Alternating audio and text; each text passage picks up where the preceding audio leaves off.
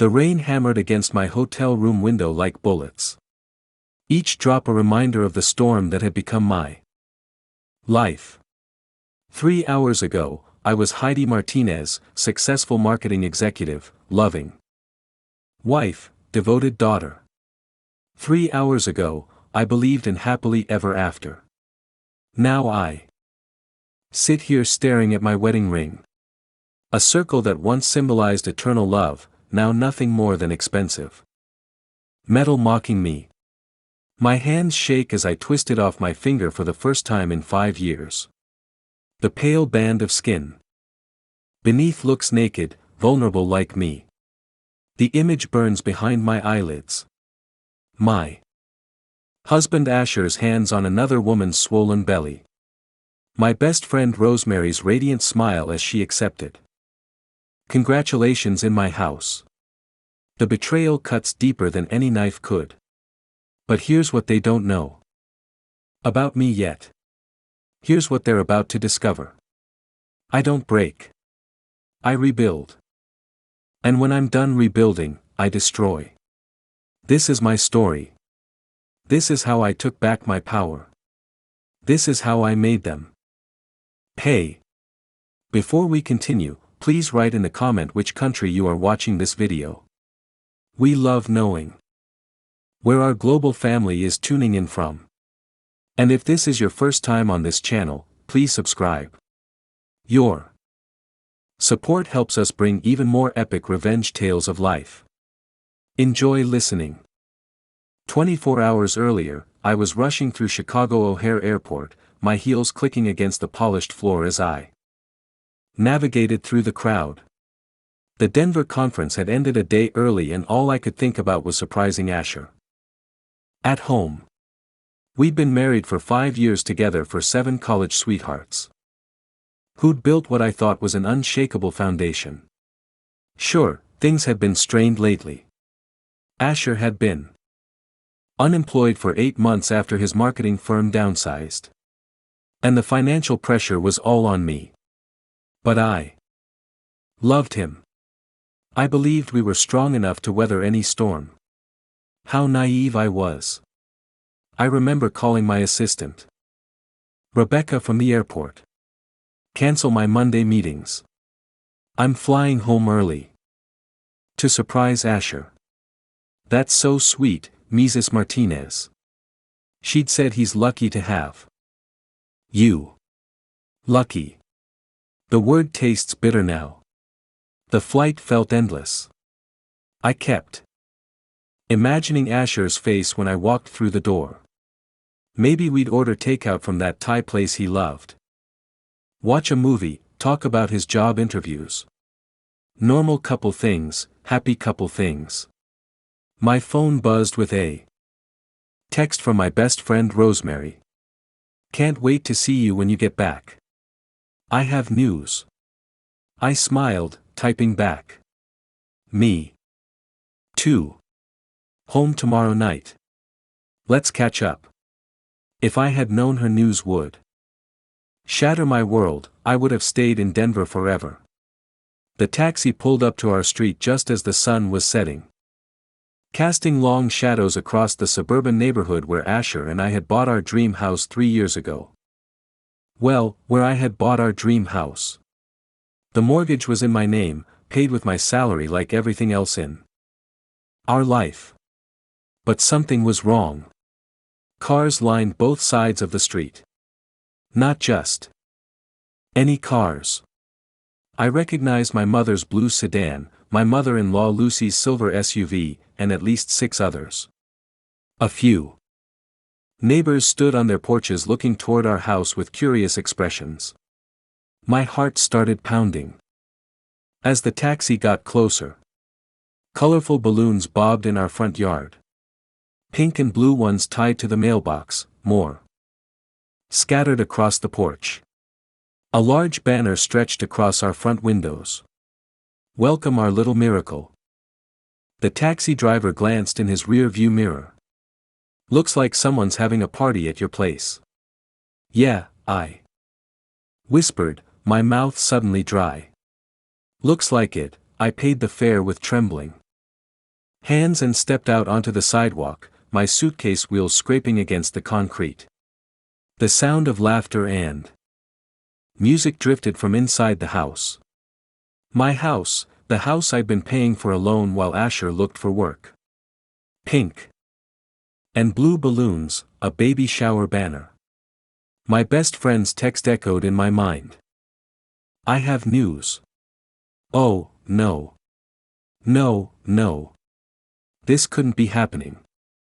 I walked up the driveway on unsteady legs, each step feeling like I was walking through quicksand. Through the living room window, I could see people inside holding drinks and gifts. My mother, Caroline, stood near the kitchen, laughing at something someone had said. My father, Louis, sat on our couch, looking more relaxed than I'd seen him in months. I reached for the front door handle, my key already in my hand. But I paused, some instinct telling me that once I opened this door, everything would change forever. The smart thing would have been to turn around, get back in a taxi, go to a hotel, and call Asher, demand an explanation. Instead, I turned the key and stepped inside. The first thing that hit me was the smell. Vanilla cake and coffee, the scent of celebration. Yellow and green streamers hung from the ceiling, and the coffee table overflowed with wrapped gifts in soft pastels. But it was the sight in the center of the room that stopped my heart. Rosemary sat in my favorite armchair, the one I'd saved for months to buy, glowing in a flowing maternity dress that showed off her very pregnant belly. 7 months, maybe 8. She was opening gifts while a circle of women I knew, our mutual friends, my family members, cooped over tiny clothes and baby bottles. And there, kneeling beside her chair, was my husband. Asher's hand rested protectively on Rosemary's stomach. His face lit up with pure joy as he helped her unwrap a gift. The tender way he touched her, the intimate smile they shared. It was everything he used to give me before the unemployment. Before the distance, before whatever lies he'd been telling himself to justify this. For a moment, nobody noticed me standing in the doorway. I was invisible in my own home, watching my life implode in real time. Then Rosemary looked up and saw me. Her face went white as a sheet. The onesie she'd been holding dropped from her fingers. "Heidi," she whispered. The room fell silent. Every head turned toward me. My mother's face drained of color. My father started to stand, then sat back down. My mother-in-law, Lucy, just stared at me with something that looked almost like defiance. But it was Asher's reaction that broke something inside me. He didn't jump up. He didn't remove his hand from Rosemary's belly. He didn't look guilty or ashamed or sorry. He looked annoyed that I'd interrupted. "You're supposed to be in Denver until tomorrow," he said like I was the one in the wrong. I found my voice, though it came out as barely more than a whisper. Surprise. The silence stretched on. Nobody moved. Nobody apologized. Nobody even had the decency to look embarrassed. Finally, my mother cleared her throat. "Heidi, sweetheart, maybe you should sit down. We can explain." Explain. The word exploded out of me. Explain how my husband got my best friend pregnant while I was working my ass off to support him. Explain how you're all here celebrating in my house. Like this is normal. Rosemary struggled to her feet, one hand on her back. "Heidi, please. It's not what you think. It's not what I think." I laughed a sound so harsh it made several people flinch. "What I think is that you're 7 months pregnant with my husband's baby. What I think is that while I've been traveling for work to keep this household afloat, you two have been playing house behind my back." What I think is that my entire family knew about this and nobody thought to tell me. We didn't want to hurt you, my father said quietly. You didn't want to hurt me. My voice was rising now, hysteria creeping in at the edges. So instead, you decided to let me find out by walking into a baby shower. In my own home. Asher finally stood up, but he positioned himself between me and Rosemary like he was protecting her from me in my own house. Heidi, you need to calm down. He said, this isn't good for the baby. The baby? I stared at him in disbelief. What about your wife? What about me? Things between us haven't been good for a long time, Asher said, his voice taking on that patronizing tone I'd grown to hate. We both know that. Rose and I, we have something real, something you and I lost. Rose? He called her Rose, the pet name I'd used for her since college. I looked around the room at all these people I'd loved, trusted, supported. My mother, who I called every Sunday. My father, who I'd helped through his heart surgery last year. My mother-in-law, who I'd included in every holiday, every celebration. Our friends, who I'd hosted countless dinners for in this very house. Not one of them was looking at me with sympathy. They were looking at me like I was the problem, like I was the one disrupting their perfect little celebration. How long? I asked, my voice deadly quiet now. Rosemary and Asher exchanged a look. How long have you been sleeping together? Heidi, Rosemary started. How long? A year. Asher said, a year. While I was working 60-hour weeks to keep us afloat. While I was paying the mortgage, the car payments, the groceries, his health insurance. While I was believing his lies about job interviews and networking events. And everyone knew silence. Everyone knew and nobody thought to tell me. My mother stepped forward. Sweetheart, we thought it was better if it came from them. Better. I turned on her, fury blazing through my veins. You thought it was better to let me live a lie. To let me support a man who was cheating on me with my best friend. You have to understand, Lucy, my mother-in-law, spoke up for the first time. Asher and Rosemary, they're in love. Real love. And now they're having a baby. That baby deserves a family. That baby, I said slowly, has a family.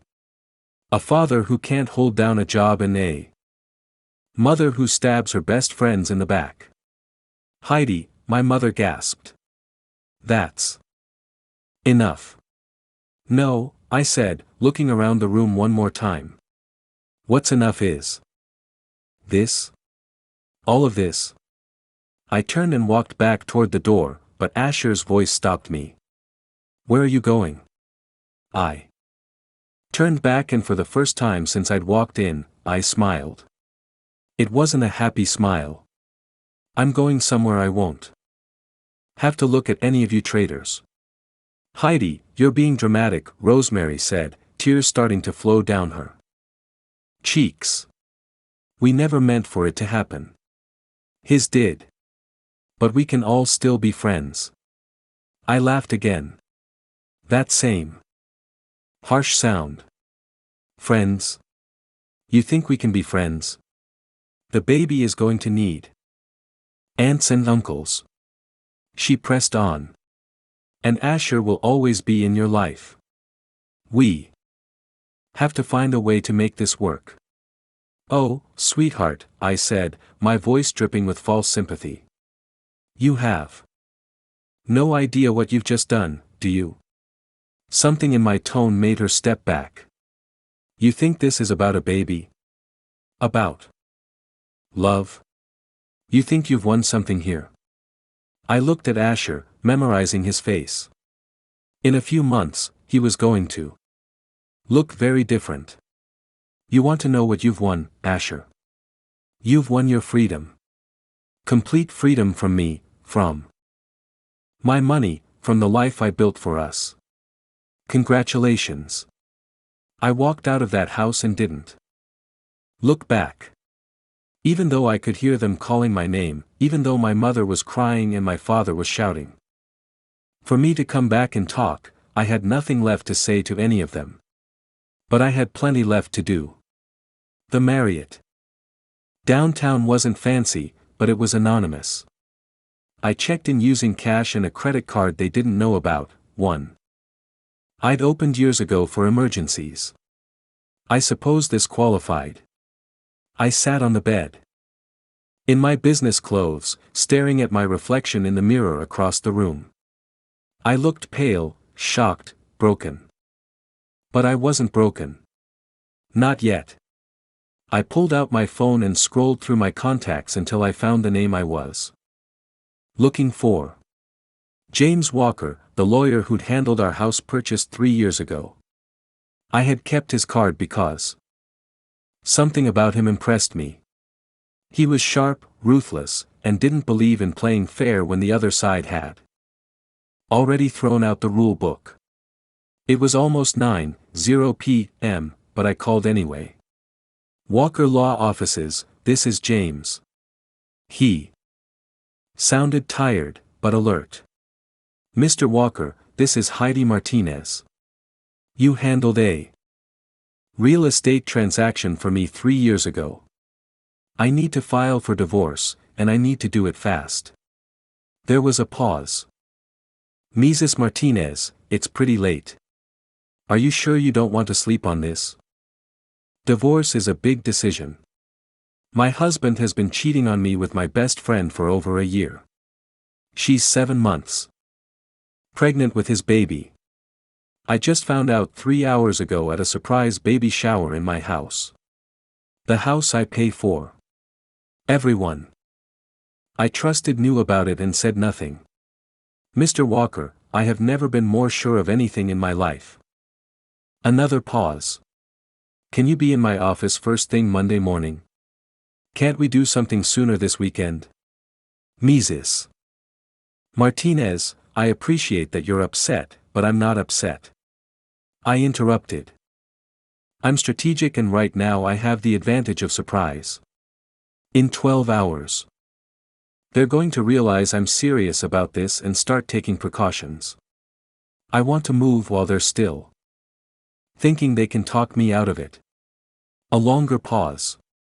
Then I'll meet you at my office at 8:00 a.m. tomorrow. Saturday. Bring every financial document you have. Thank you. Mrs. Martinez, don't do anything rash tonight. Don't confront anyone. Don't make any big financial moves. Let me handle this properly. I hung up without promising anything. As I was absolutely about to make some big financial moves, I spent the rest of the night in that hotel room with my laptop, 3 cups of terrible coffee, and a growing sense of purpose that felt better than anything had in months. First, I logged into our joint bank account. Asher had access to it, but I was the primary account holder. I transferred every penny, $14,700, into my personal savings account. It was legally my money anyway.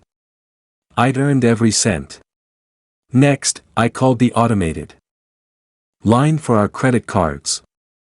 All in my name since Asher's credit was terrible and canceled them. Every single one. Then I called the mortgage company. Since the loan was in my name only, I had the right to make changes.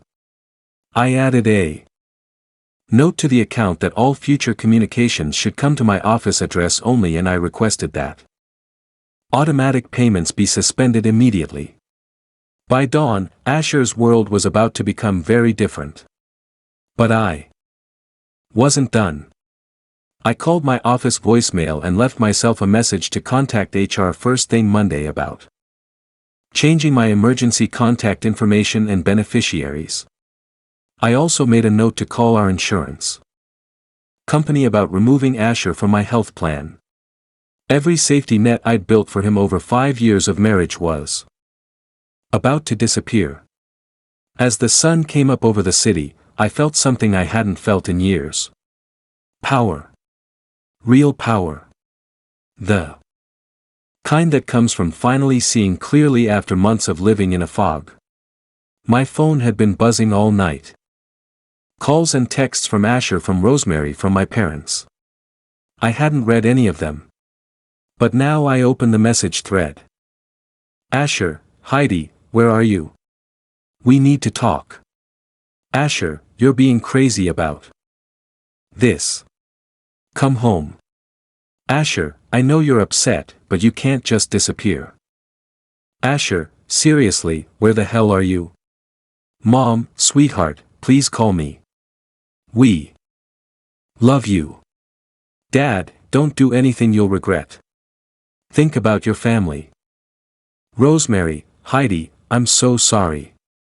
I never wanted you to find out like this. Please. Let me explain. Rosemary, the baby needs stability. We all need to figure out how to move forward together.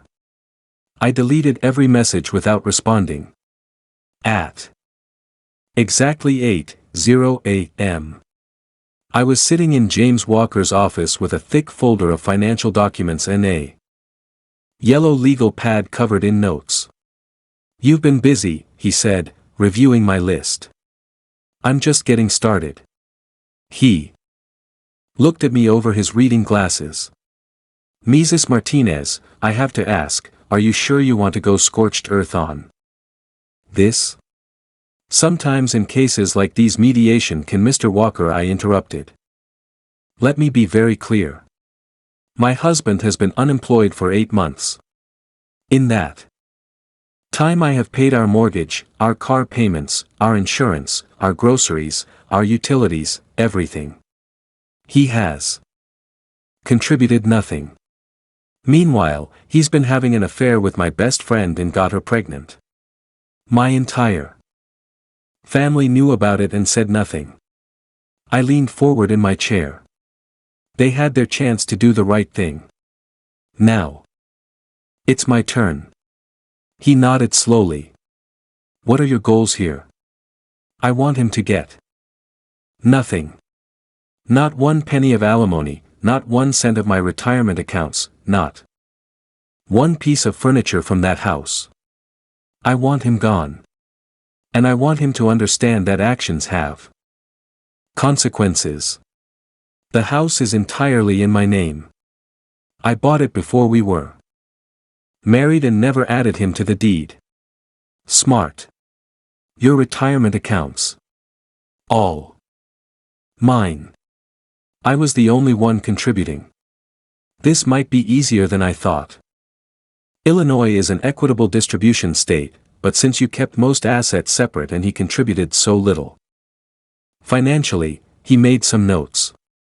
We can definitely work with this. There's something else. I said, I want this done fast. I don't want to drag this out for months. How fast? How fast can it be done if he doesn't contest it? If he agrees to everything, 6 weeks, maybe 8. And if he fights it, could be 6 months or more. I smiled. He won't fight it. Trust me, I didn't go home that weekend. Instead, I stayed in the hotel and had all my meals delivered. I needed time to think, to plan, to prepare for what came next. On Monday morning, I went to work as usual, but my first stop was HR. I need to make some changes to my emergency contact information and insurance beneficiaries, I told Sandra, the HR manager. Of course. Is everything all right? I'm filing for divorce. Her expression shifted to professional sympathy. I'm so sorry, Heidi. What do you need from me? Within an hour, Asher was removed from my health insurance, my life insurance policy, and my 401k. Beneficiary list. My emergency contact was changed to my Aunt Gina, the only family member who hadn't been at that baby shower. Then I called the mortgage company. I'd like to know what happens if I stop making payments on my mortgage. I told the customer service representative. Well, you'd be in default after 30 days and we'd begin foreclosure proceedings after 90 days. And if I wanted to sell the house quickly, what would be the fastest way to do that? Are you having financial difficulties, Mrs. Martinez? We have programs. No financial difficulties. I just want to know my options. I took notes on everything she told me. By Tuesday, Asher was calling my office. Mrs. Martinez, there's an Asher Martinez online, too. He says he's your husband. My assistant, Rebecca said, her voice careful. Tell him I'm not available. He's called 4 times today.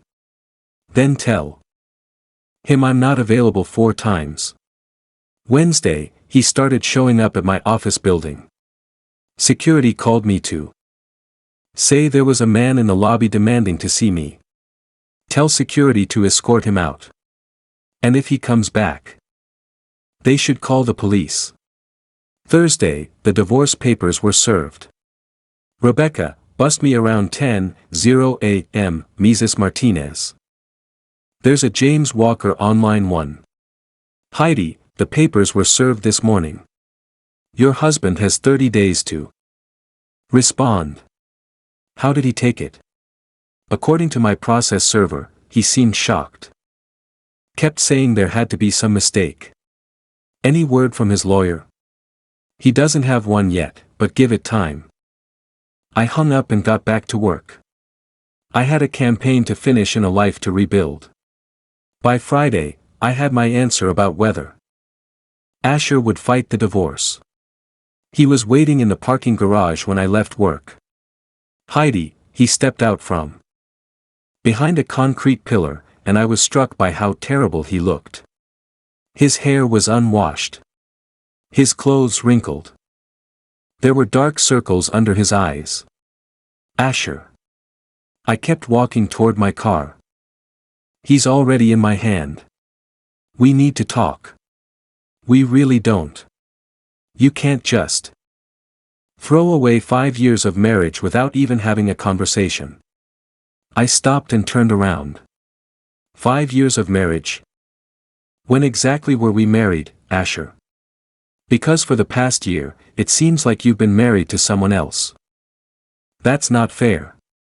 What's not fair is me working 60-hour weeks to support a man who was cheating on me. What's not fair is finding out about it at a baby shower in my own house.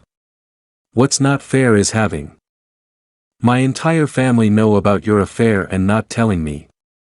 Look, I know how this looks. How this looks. I laughed. It looks like you've been screwing my best friend and got her pregnant because that's exactly what happened. It's more complicated than that. No, it really isn't. I started walking again, but he followed me. The baby's due in 2 months, he said. Rose needs support. I can't just abandon her. And I couldn't just abandon you when you lost your job. But here we are. That's different, is it? I reached my car and turned around one more time. You made your choice, Asher, when you decided to cheat on me. When you decided to get another woman pregnant. When you decided to let everyone I love keep your secret. You made your choice. Now I'm making mine. You're really going to divorce me? I already am divorcing you. You've been served. You froze our accounts. I can't access any money. They weren't our accounts. They were my accounts with my money that I earned. I need money for food, for gas. Then get a job. Heidi. Please. I know I screwed up, but we can work through this. We can go to counseling. I stared at him in disbelief. There is no we anymore. There's you and your pregnant girlfriend and your baby. That's your family now. Deal with it. I got in my car and drove away, leaving him standing alone in the parking garage. That night, I called my Aunt Gina. Heidi, sweetheart, I was wondering when you'd call. I heard about. Well, I heard what happened. You heard? Your mother called me. She's worried. About you. Are you going to try to talk me into forgiving him, too? There was a pause. Baby girl, I've been married 3 times. 2 of those men cheated on me. You want to know what I learned? What? A man who cheats on you when you're supporting him isn't a man worth keeping. And family who knows about it and doesn't tell you isn't family worth having.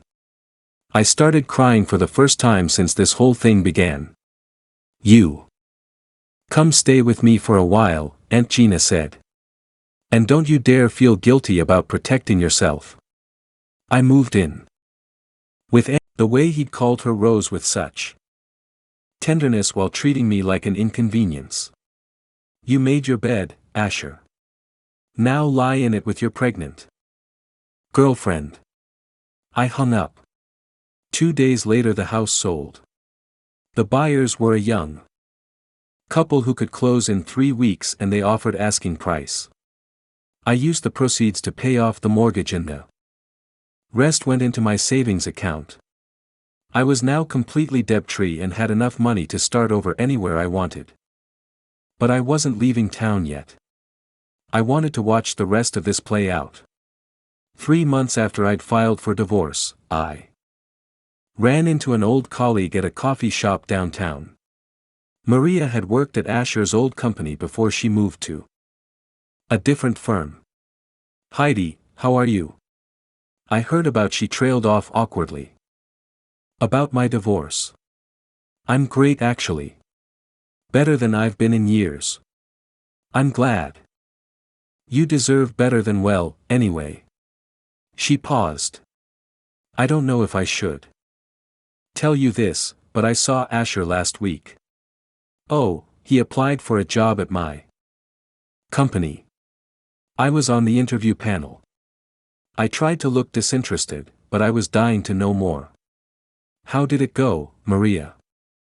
Grimaced. Not well. He looked terrible, like he hadn't slept in weeks. And when we asked about the gap in his employment, he got defensive and started talking about how his vindictive ex-wife had ruined his life. I nearly choked on my lot. He said that in a job interview. Oh, it gets worse. When we asked for references, he couldn't provide any recent ones because apparently he's burned bridges with most of his former colleagues. And when HR called to verify his last employment, they found out he'd been let go for poor performance, not downsizing like he'd claimed. Wow. Yeah. We passed on him pretty quickly. I felt bad, but he shrugged. We can't hire someone who badmouths his ex-wife in an interview. After Maria left, I sat in that coffee shop for another hour, processing this information. Asher was sabotaging himself at every turn, and he was blaming me for it. Perfect. That evening, my phone rang. It was a number I didn't recognize. Hello, Heidi. It's me, Rosemary. I almost hung up, but curiosity got the better of me. What do you want? I'm in the hospital. Despite everything, a spike of concern shot through me. What happened? Is the baby okay? The baby's fine. I'm fine, but she started crying. Asher's not here. What do you mean he's not there? I went into early labor yesterday. I called him, but he didn't answer. I had to call my mom to drive me to the hospital. I frowned. Where was he? Job hunting apparently. But Heidi, he's been gone for 3 days. He said he had interviews in Milwaukee and might need to stay overnight, but that was Sunday. It's Wednesday. And I think he's drinking again. What do you mean? Again? He used to have a problem in college. Before you two got serious, I thought he'd stopped. But lately, she sniffled. He's been coming back to my parents' house smelling like alcohol. And yesterday when I called him, he sounded drunk. I should have felt satisfied. This was exactly the kind of karma I'd been hoping for. But instead, I felt something I didn't expect. Pity for her. Not for him. Rosemary, why are you calling me? Because I don't know what to do. My parents are already stressed about me living there with the baby coming.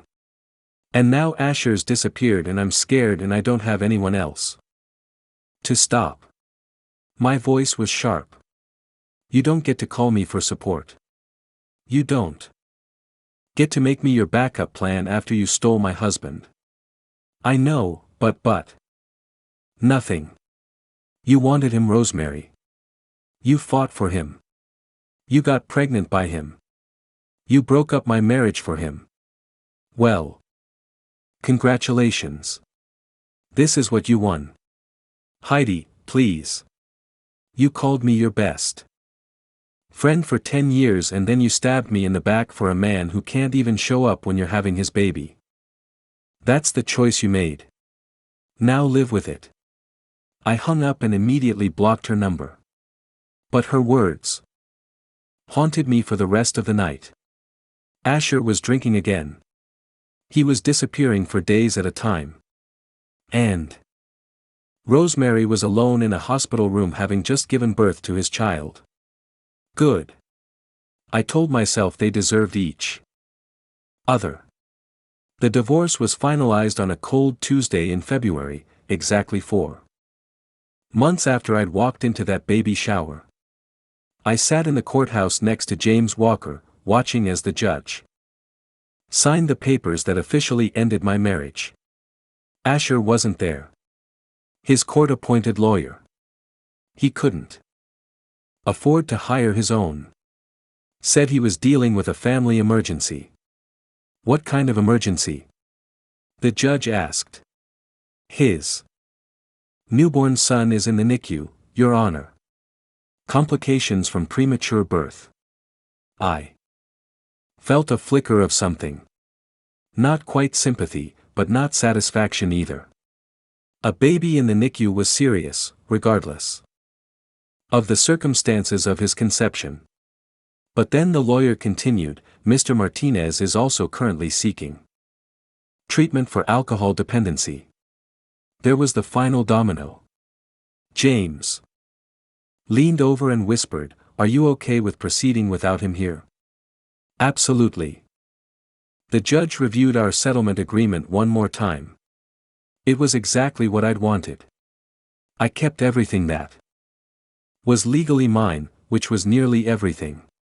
The house sale proceeds, my retirement accounts, my car, my personal belongings. Asher got nothing except his clothes and his debts. Mrs. Martinez, do you understand that this agreement means you will receive no alimony and owe no alimony? Yes, Your Honor. And you're satisfied with this arrangement completely? Very well. The marriage between Heidi Martinez and Asher Martinez is hereby dissolved. Just like that, it was over. Walking out of that courthouse, I felt lighter than I had in years. The winter air was crisp and clean, and for the first time since this whole nightmare began, I felt like I could see my future clearly. James walked me to my car. So, what's next for you? I've been offered a promotion at work, Senior Vice President of Marketing. It would mean relocating to Our Seattle office. Congratulations. You taking it? I think so. There's nothing keeping me here anymore. What about your family? I thought about my parents who still called occasionally to guilt me about abandoning Asher in his time of need. About my mother-in-law who'd sent me a nasty letter about how I was destroying an innocent baby's chance at having a father. My real family is my Aunt Gina. She's thinking about moving to the Pacific Northwest anyway. Says she's tired of Chicago winters. James smiled. Sounds like a fresh start. Exactly what I need. 6 months later, I was settled into my new life in Seattle. I had a corner office with a view of Puget Sound, a small but beautiful apartment in Capitol Hill, and for the first time in years, I was dating again. Nothing serious, but it felt good to remember that I was an attractive, successful woman who deserved to be treated well. I hadn't heard anything about Asher or Rosemary since the divorce, and I'd been happy to keep it that way. But Aunt Gina, who'd moved to Portland and visited me regularly, occasionally brought news from Chicago. Your mother called me last week, she said over dinner at my favorite seafood place. Oh, she wanted me to give you a message. I sighed. Let me guess. Asher's doing terrible and it's all my fault. She wanted to apologize. I nearly dropped my fork. What? Apparently, Rosemary finally told them the truth about how the affair started. Which is Gina pulled out her phone and scrolled through her notes. According to your mother, Rosemary admitted that she pursued Asher aggressively. Started showing up at your house when she knew you were traveling, bringing him food. Offering to help with job applications. Your mother said Rosemary told her she'd been attracted to Asher since college, but never acted on it until she saw an opportunity. I felt a strange mix of vindication and disgust, so she's admitting she deliberately broke up my marriage. Gets worse, she also admitted that she lied about the timeline. The affair didn't start a year ago. It started almost 2 years ago, right after Asher lost his job. 2 years while I was working myself to death to keep us afloat. Both of them had been planning my destruction. There's more, Gina continued. Apparently, Asher's been in and out of rehab 3 times since the baby was born. Rosemary finally threw him out permanently last month. What? She filed for a restraining order. Said he'd gotten violent when he was drinking. I sat back in my chair processing this. Where is he now? Homeless near as anyone can tell. Living out of his car when he can afford gas. Crashing at shelters when he can't. I should have felt triumphant. This was everything I'd wanted, wasn't it? Complete destruction of the man who'd betrayed me. That I felt empty. What about the baby? Healthy now, thank God. Rosemary moved back in with her parents. Your mother said she seems pretty miserable. Good. But even as I said it, I wasn't sure I meant it anymore. 8 months after my divorce was finalized, I flew back to Chicago for a work conference. I hadn't planned to see anyone from my old life, but fate had other plans. I was walking out of the hotel on my last night in town when I saw him. Asher was sitting on a bench outside the Starbucks across the street. And for a moment, I didn't recognize him. He'd lost at least 30 pounds. His hair was longer and unkempt, and his clothes looked like they hadn't been washed in days.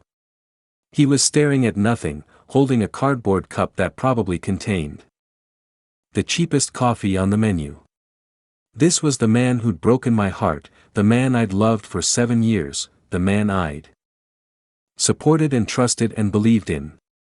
He looked like a ghost. I should have walked away. I should have gotten in my rental car and driven back to the airport without looking back. Instead, I found myself crossing the street. Asher. He looked up and I saw the exact moment he recognized me. His face went through a series of emotions. Surprise, shame, hope, despair before settling on resignation. Heidi. I sat down on the other end of the bench, keeping distance between us. You look. He trailed off, shaking his head. You look amazing. Success suits you. Thank you. We sat in silence for a few minutes. He smelled like alcohol and cigarettes, and I could see his hands shaking as he held his coffee cup. I heard about the baby, I said finally. Congratulations. He laughed, a bitter sound. Congratulations. I haven't seen him in 2 months. Rosemary won't let me anywhere near him. Maybe that's for the best. Yeah, probably. He took a sip of coffee. I up everything, didn't I? Yes, you did. I thought. He shook his head again. I don't know what I thought. That the grass was greener.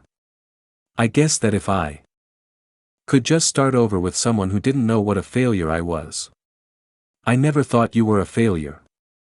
No. Because I sure felt like one. You were so successful, so put together. And I was just this unemployed loser living off his wife's money. So, you decided to cheat on me with my best friend. I decided to be selfish. I decided to take the easy way out instead of dealing with my problems. He looked at me for the first time since I'd sat down. I'm sorry, Heidi. I know that doesn't mean anything now, but I'm sorry. I studied his face, looking for signs of manipulation, of the charm he'd always been able to turn on when he needed something from me. But I didn't see any of that. I just saw a broken man who destroyed his life through his own choices. What happened to you, Asher? The drinking, I mean, started right after you left. Couldn't deal with the guilt. Couldn't deal with the stress. Couldn't deal with the fact that I'd thrown away the best thing in my life for. He gestured vaguely for nothing. It turns out Rosemary wasn't nothing, wasn't she? He loved the idea of me. Maybe the idea of stealing someone else's husband, of winning some competition I didn't even know we were having. But she didn't love me. How could she? She didn't even know me. I thought about what Gina had told me about Rosemary pursuing him, about the lies they'd both told about when it started. She admitted that she came after you. I said, yeah, took her long enough. He rubbed his face with his free hand. You want to know the really up part? I knew you were the better woman. I always knew that. You were loyal, hardworking, honest, everything I wasn't. Then why? Because she made me feel like I was worth something. Like I was desirable instead of just tolerated. She looked at me like I was a prize instead of a burden. He laughed again. Turns out when you get the prize, you realize it's not worth what you paid for it. I felt tears prick at my eyes, but I blinked them back. What are you going to do now? I don't know.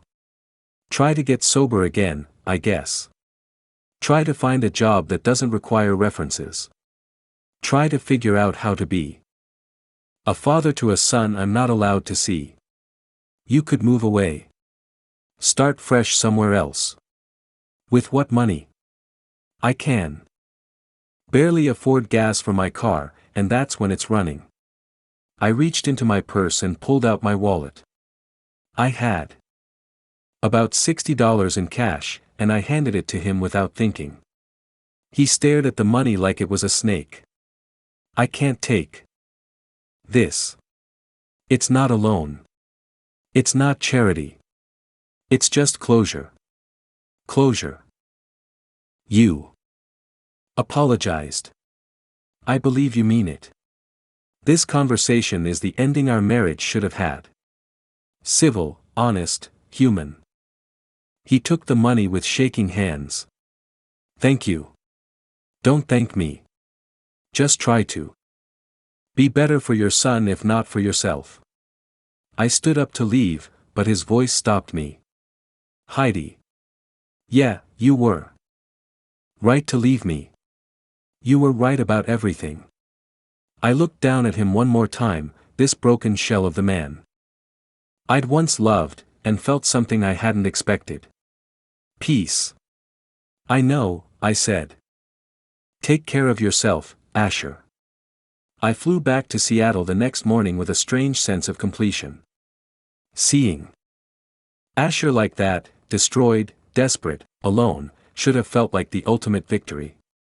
And in a way, it did. Justice had been served. Karma had done its work. But what felt even better was the realization that I no longer needed him to suffer for me to be happy. I had built a new life that was entirely my own. A life where I was valued, respected, successful, and free. A life where I didn't have to support anyone who didn't support me back. That was the real victory. My phone rang as I was walking through Seattle-Tacoma Airport. Who's my mother? Heidi. Gina told me you